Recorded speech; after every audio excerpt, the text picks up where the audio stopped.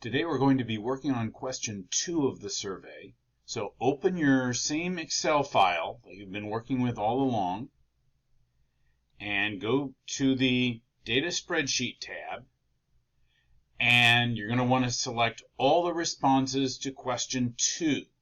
That was where people gave their t-shirt size. So click in the first response and scroll down until you've selected all 75 responses. Then go up to the top, click Insert, Pivot Table, and on the little box that pops up, hit OK. Then over here, check the box next to Size. If it doesn't automatically generate the list, you might have to drag that down into the Rows column, but mine did that for me, and yours probably will too. But we do want to click on the word size and drag it down into the values box. So it has now counted how many of each of those responses there were. How many people said large, how many said medium, small, extra large, double extra large. Now I'm going to change the column heading so that instead of row labels, this says size. And instead of count of size, I want it to say frequency. And notice that it listed these sizes in kind of a weird order, with large first, and then medium, and then small, and then extra large, and then double extra large. That's alphabetical order, but that's probably not the best way to arrange these. It would be more natural if they went small, medium, large, extra large, double extra large. So I'm going to rearrange those. I'm going to right-click on the word small there, and then in this pop-up menu, I'm going to move my cursor to the word move, and I'm going to tell it to move small to the beginning.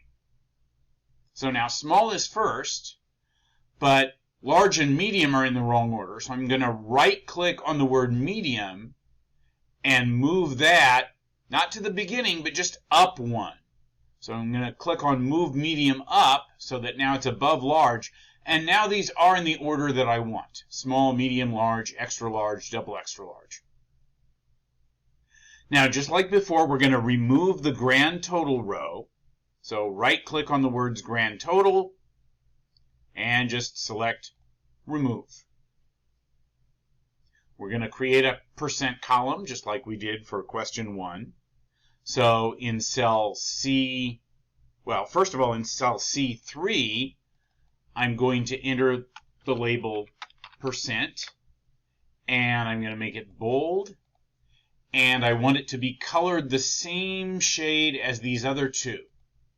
So while I'm in this cell, I'm going to go up here, click on the little arrow next to the paint can, and select, looks like blue accent 1 lighter 80% is the one that matches these other two column headings.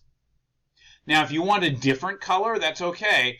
You want them all three to be the same color, but if you want to select all 3 column headings and change the color to a different color, you can do that. Now, click in cell C4 and type the equals sign and then B4 slash for divided by and then 75 and hit enter. So we just told it to take the number in cell B4, which was the count of small t-shirt sizes, and divide that by 75, which was how many there are altogether. So it gave it to us as a decimal, and I want to change that to a percent. So click on that cell and then click up here the percent button, and that changes it to a percent. Hopefully that works for you, but if it doesn't, you could use this drop-down menu to select percentage. Now, copy this down to the rest of this column by clicking in this little green box in the bottom right corner and dragging that down through the rest. Now we're going to add grid line borders and center the entire table. So select the whole thing, everything from A3 down through C8. And next to the little borders icon here, click the down arrow and select all borders. And we want to click on both of these centering icons. So now the table is centered. Go down here to the bottom and change the title of this tab to size. So we know what this page of the spreadsheet is. And I'm going to save my work. I'm not all done, but I'm done with the table part. So I want to save to make sure if something went wrong, I wouldn't lose the work I've done so far. Now we're ready to make the pie chart. So click on cell B4 here, the first of the frequency numbers.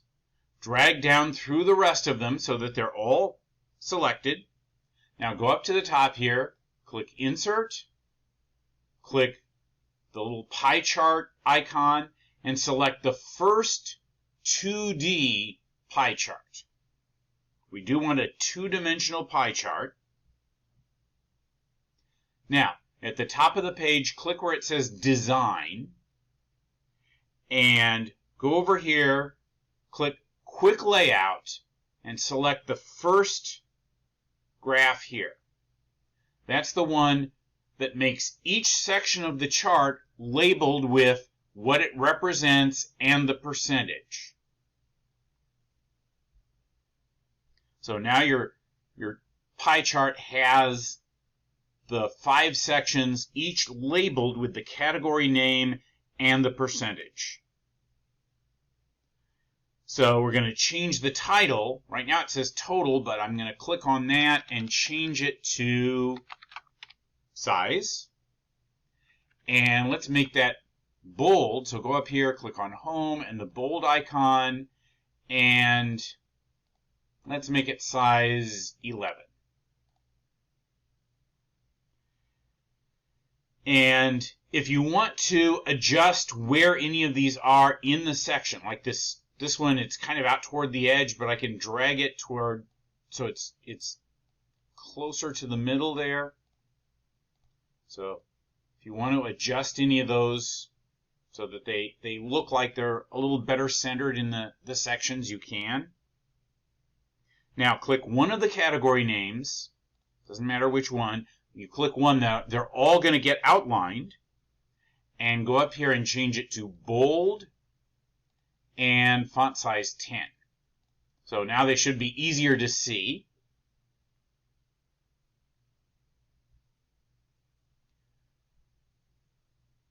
Make sure none of them are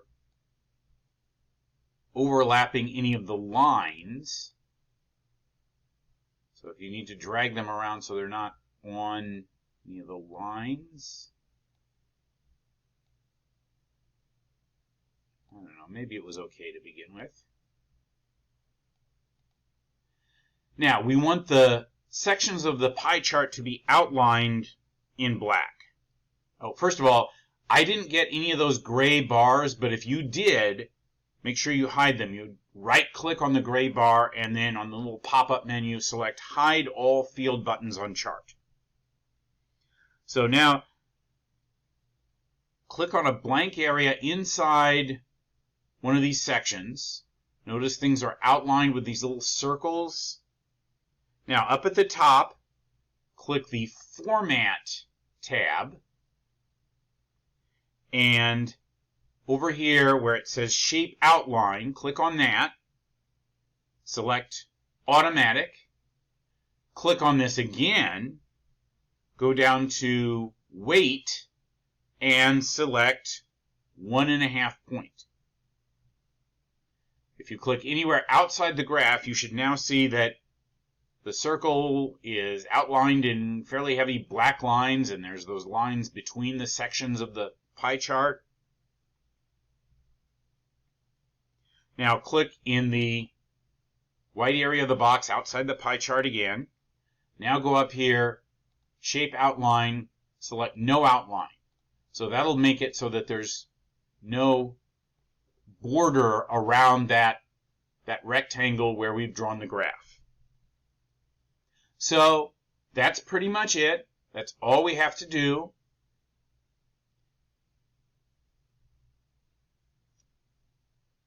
So now all that's left to do is to save my work. Make sure you save. If it's properly saved, you can get out of Excel. And then go into Canvas. Click on Question 2, Table and Pie Graph to get to where you're going to submit your assignment. Click on Start Assignment.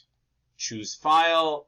Go to where you have it saved on your computer or whatever. Select it and submit it. There we go.